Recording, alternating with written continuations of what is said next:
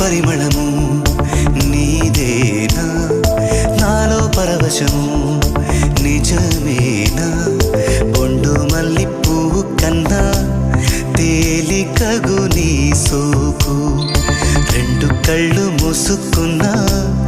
లాగు మరి నీ వైపు సొగసును చూసి పాడగాయలా కనులకు మాట రాదుగా అలా వింతల్లోనూ కొత్త వింత నువ్వేనా ఆ అందం అంటే అచ్చంగాను నువ్వే ఏ చిలిపి కళ్ళలోన కలవో